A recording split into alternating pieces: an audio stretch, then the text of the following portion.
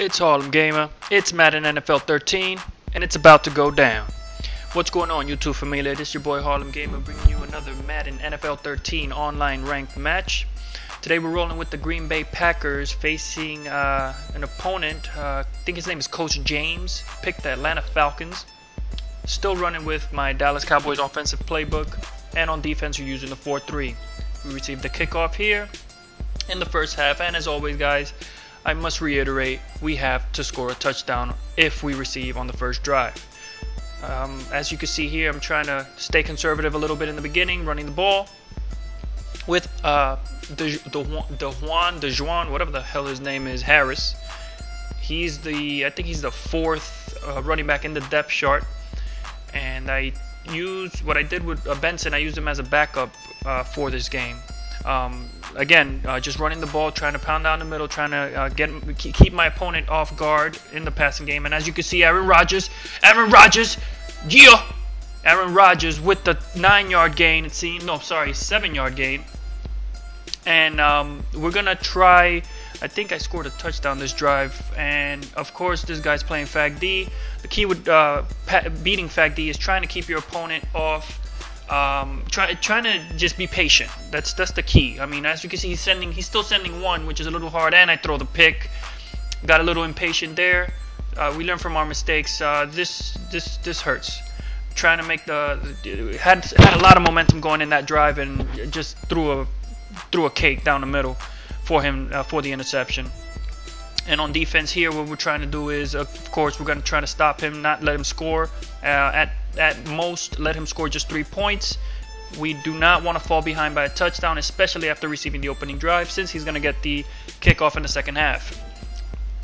Anyway, just want to touch on a few things. As you can see, I got the stop on 4th down. I'm sorry, and I'm going to keep on going here, running the ball, and for the pass, and for Jordy Nelson with the out route for a touchdown, fellas. I know you noticed that we're playing in the Edward Jones Dome. I was trying to keep the weather, make the weather a non-factor in this game, so I decided to play indoors since I was the home team. Last thing I need is a touchdown or whatever, a field goal to be affected by the wind or whatever the hell may cause any fluke in this game, and proved to be a good game towards the end. As you can see, the title is that epic ending.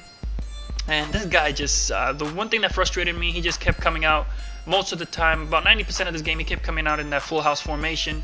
Very hard to stop, at least for me in this instance, because I didn't know whether he was going to run or pass the out route. What I tried to do with the out route was put my corners on a hook zone, on a buzz zone. And as you can see, Julio Jones with the touchdown, dodging the tackle. Got me pretty good there, tied the game at 7. Like I was saying, the key to stopping the out route is put your corners in a hook zone. I'm sorry, that's the yellow zone. The problem you run into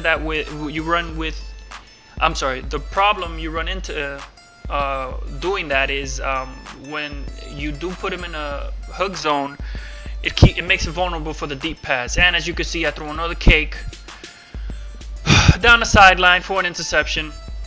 Not good, fellas, not good. Do not want to fall behind. Just try to keep him at bay.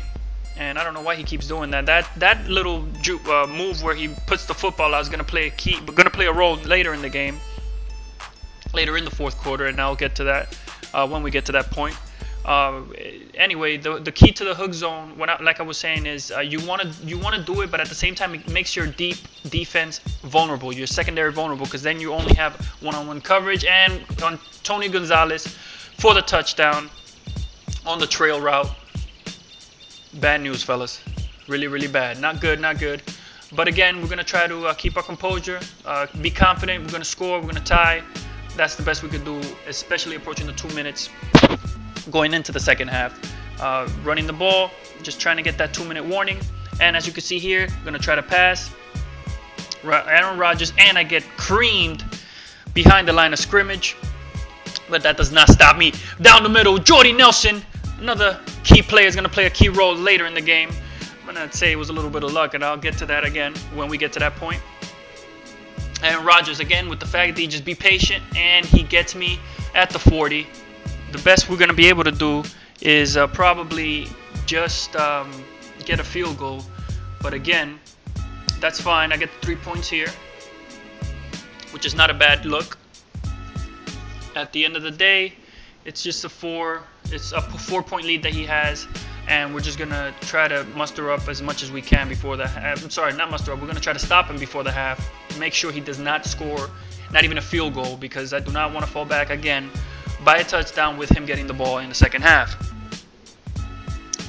What I was saying earlier, I think I finished what I was saying about the hook zone. Just when you do the hook zone, it keeps your secondary vulnerable, so you have to make sure you just want to use it when he's consistently going to the out route. And as you can see, the deep pass here ain't gonna get nothing. I didn't get the kick in that play, but that's fine because it was the end of the half, and I kick it off to him in the second half, trying to make a stop, trying to get the ball back. A few notes here. I just want to touch on about the Packers. A little sad to see Charles Woodson go. He was just released this week by the Green Bay Packers. And as you can see, James Shields with the interception and the pick six. Yeah.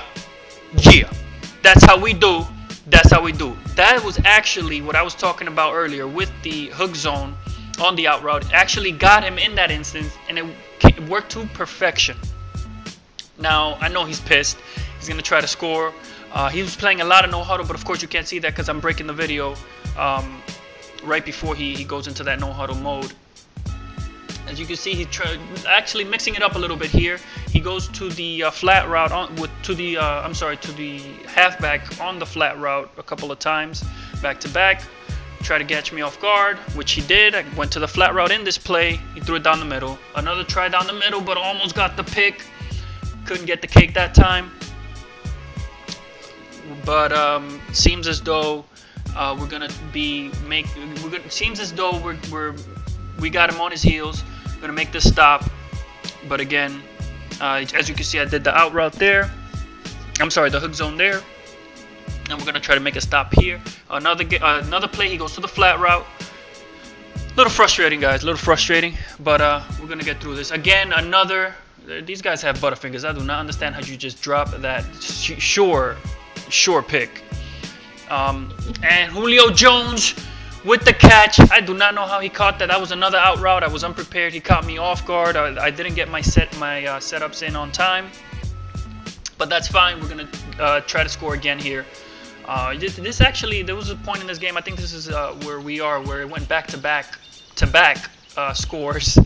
We went back and forth, I'm sorry, with scoring touchdowns.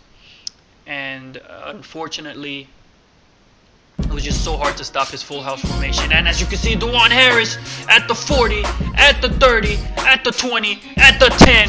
Give me that 6. Touchdown. Caught him off guard. Just like he caught me off guard, but this time I caught him off guard with the HB toss. One of my favorite plays in the Dallas Cowboys playbook. It comes out of the strong I formation.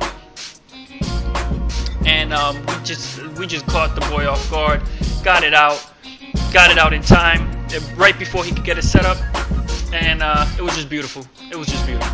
And bad stick moves there. I don't know what the heck happened to me there. Kind of could have had that pick, but I moved up a little, and you know how it is. You gotta make the wrong move. And oh my God, these. I don't know what's up with the Packers secondary, but these guys have straight butterfingers, man. They cannot catch an interception. The only guy who caught the interception so far was James Shields. I keep saying Shields. I don't even know if his name is James Shields, but I'm gonna have to look that up in the depth chart. Excuse me, fellas. Digress a little bit there, but anyway, as you can see, the flag. We're gonna push him back, make him work for it. But again, I don't think that means anything. As you can see here. Goes to the out route again, but this time he throws the ball high. Good move, good play. He's gonna try to score. I think he will score here, and as you can see, he caught me really bad with the draw play. I had all my players back. My secondary was backed up on their heels. Bad way to let them score. We're gonna here just again try to take the lead. It's the third quarter, approaching the fourth. And as I was saying earlier, just want to, while we have this little bit of downtime, try to touch on a few things, NFL notes. And as you can see, Jordy Nelson with the jumping catch over 2 receivers. Yeah, that's right, 2 defenders. I'm sorry. Oof.